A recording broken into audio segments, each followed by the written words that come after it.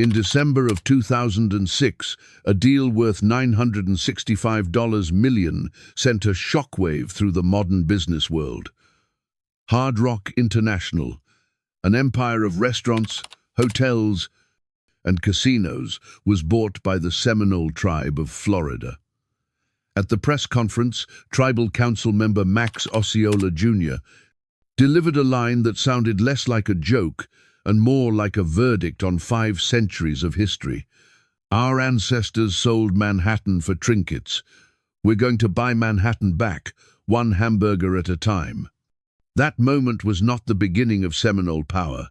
It was proof of something older, something carved into the swamps of Florida long before neon signs and corporate boardrooms. For decades, the United States fought the Seminoles in what became one of its longest and most expensive wars against any native people.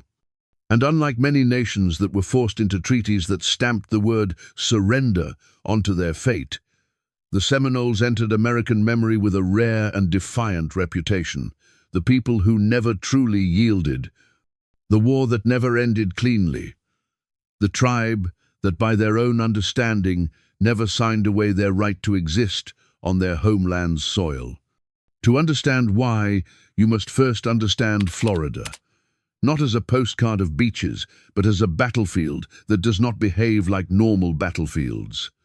This was a land where maps lay, where roads dissolved into mud, where summer heat weakened men faster than bullets, where mosquitoes rose in clouds thick enough to turn sleep into madness, where sawgrass cut skin like blades and water hid snakes, disease, and death.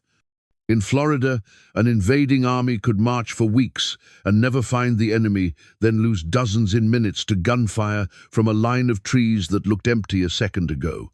Florida did not simply shelter the Seminoles. Florida fought with them. And the Seminoles themselves were not an ancient single tribe in the way outsiders often imagine.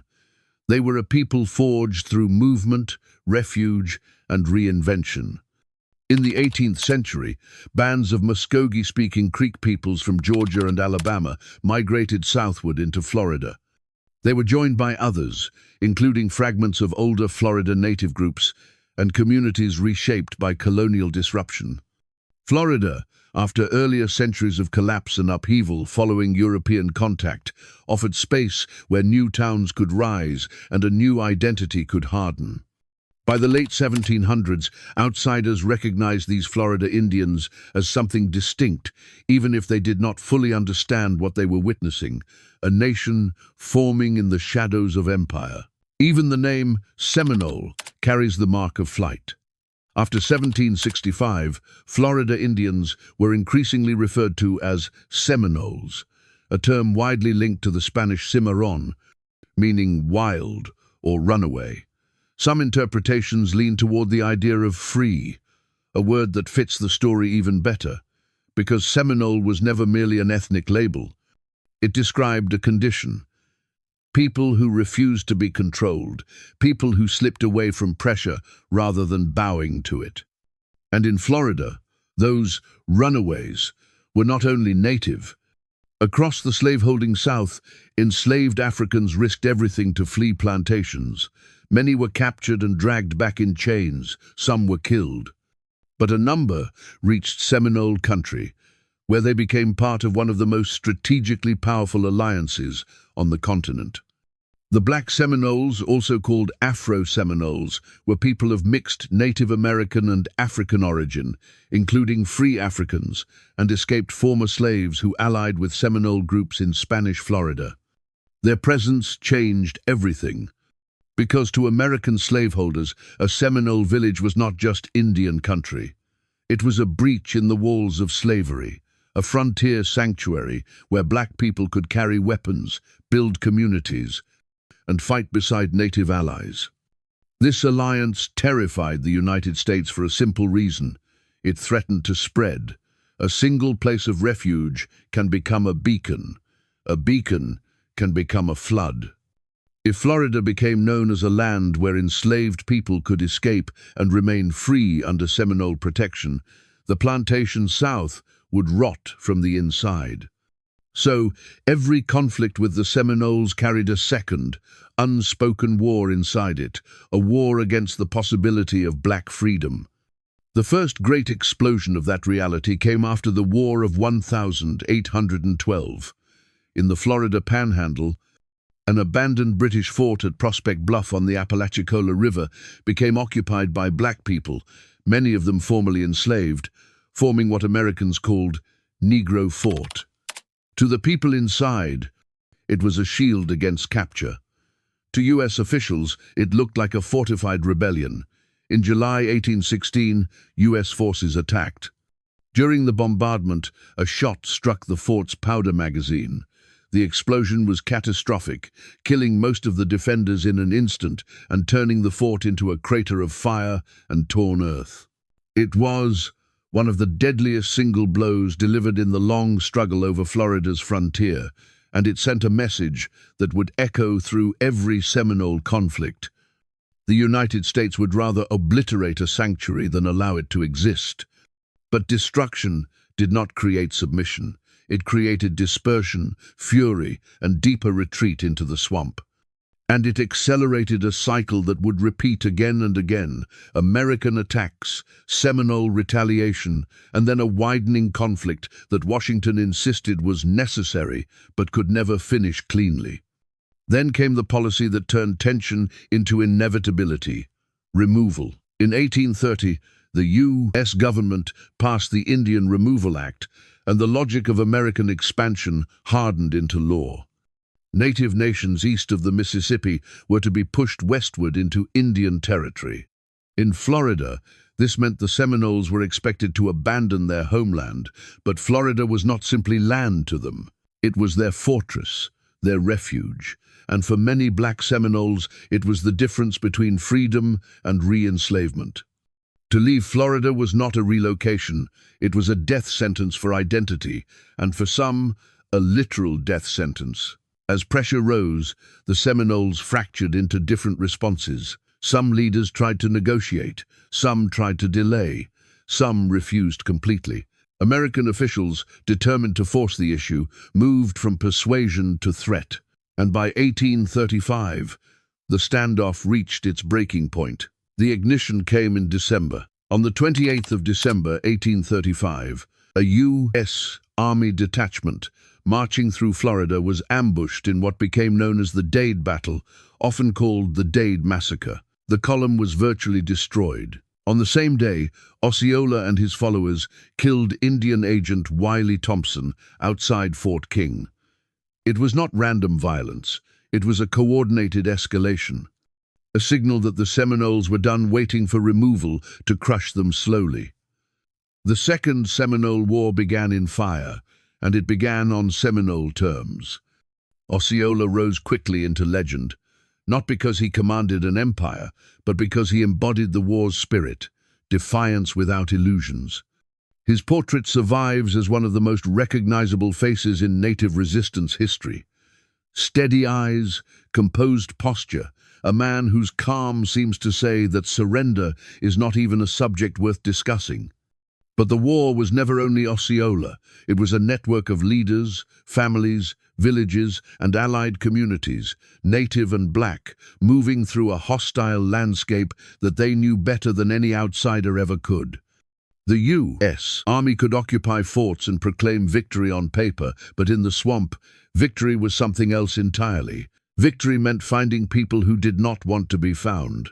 American forces poured into Florida in increasing numbers. Columns marched from forts like Fort Brooke, Fort King, and others that sprouted across the map like steel thorns. Soldiers hacked through hammocks and pushed into flooded prairie. They built roads where roads did not want to exist.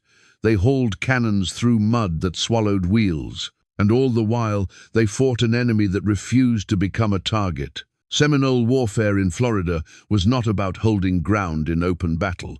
It was about choosing when the enemy was vulnerable.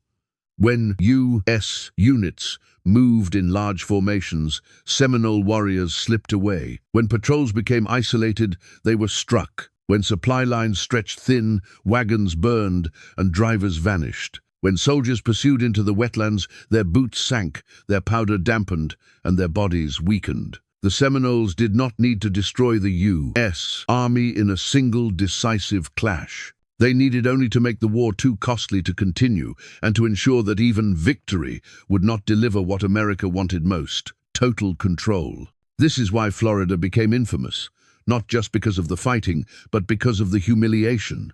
The United States was a rising power. It believed it could impose its will across the continent. Yet in Florida, it faced a nation that was smaller in numbers and weaker in resources, but stronger in one critical way. It belonged to the land. The swamp was theirs. The Americans were visitors, and Florida punished visitors. As months turned into years, U.S. strategy grew harsher. If Seminole warriors could not be forced into open battle, then their support system would be targeted, villages raided, crops destroyed, cattle seized. The war became a grinding campaign aimed at starving resistance, wearing down families, and making life in Florida impossible. This is how empires often win, not by defeating armies, but by exhausting societies. And yet, even as U.S. pressure increased, the Seminoles resisted with a stubbornness that shocked observers. The very nature of Seminole society, decentralized, mobile, able to split into smaller groups, made it difficult to deliver a single crushing blow. Every time one band was captured, another slipped deeper into the Everglades. Every time a village burned, survivors moved and rebuilt elsewhere. Florida was wide, green, and hiding places were endless for those who knew where to look. Then came a moment that still carries a bitter stain: the capture of Osceola under a flag of truce during supposed peace talks. This act, widely criticized even by some Americans at the time, was a strategic betrayal designed to remove a symbol of resistance. But symbols do not always function the way conquerors hope. Sometimes, taking the symbol only spreads the meaning. Osceola's imprisonment and death did not end the war, because the war did not live inside him alone. It lived inside the Seminole refusal to accept removal, and inside the landscape that still sheltered them. By 1842, large-scale fighting had diminished, and the United States claimed the war was essentially over. Thousands of Seminoles had been captured or removed westward. Many had died. The costs were enormous. But Florida was not cleared. A remnant remained, hundreds, living deep in the Everglades, beyond the reach of easy enforcement. The United States could call the war finished, but it could not force the final act it wanted most: total surrender, total removal, and total control. And so, as with many conflicts between expanding states and indigenous nations, the war did not truly end. It paused, it shifted, it waited. In the 1,850 seconds, pressure returned. More settlers, more land hunger, more demands that Florida be fully opened. The remaining Seminoles became a final obstacle, and the government renewed efforts to remove them. This led to the Third Seminole War, often called Billy Bowlegs War, named for Holata Miko. Billy Bowlegs, who became the most prominent leader among the Seminoles who still remained in Florida.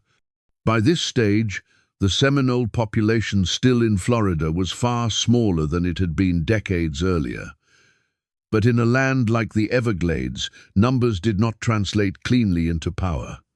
A small group that understands every waterway and patch of high ground can resist a larger force that depends on predictable logistics.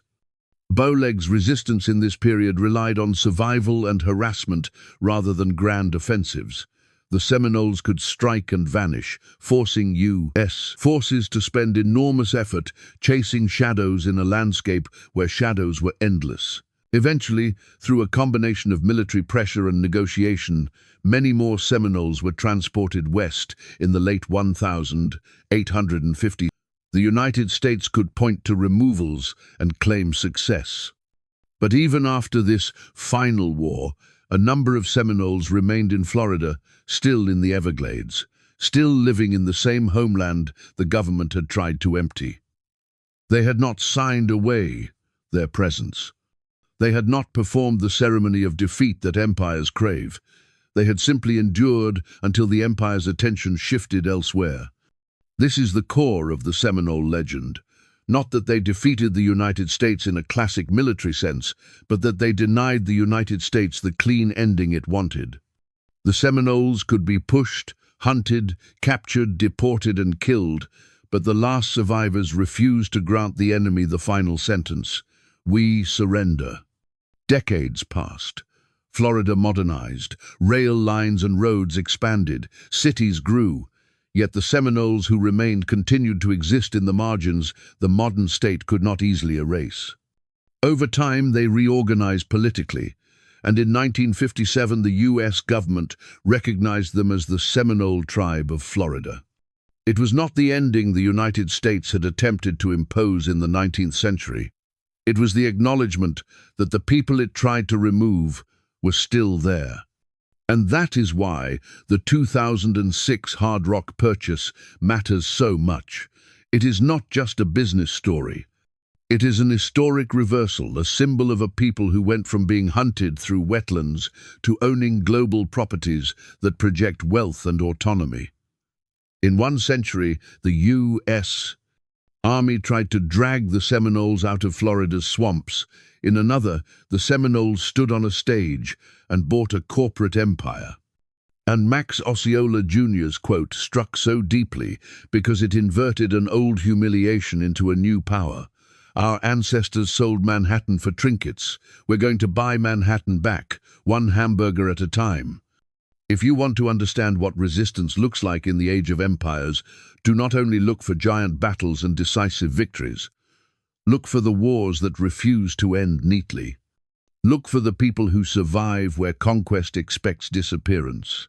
Look for the alliances that terrify a system like the Black Seminoles, whose very existence turned Florida into a frontier crisis for slavery itself. Look for the landscapes that become fortresses, not built from stone, but from water, heat, and grass. And above all, look for the kind of defiance that does not always win on paper, but wins in the only way that ultimately matters: by remaining. Because the Seminole story is not just the story of war, it is the story of staying, of refusing, of adapting, of becoming unconquered, not through a single triumphant battle, but through generations of endurance in the face of a state that believed it could erase them. And today, when the modern world hears the word Seminole, it hears many things: a people, a history, a nation, a business empire. But beneath all of it lies the older meaning, echoed from the Spanish frontier into the American age: runaway, wild, free. A name born from refusal. A name that still fits,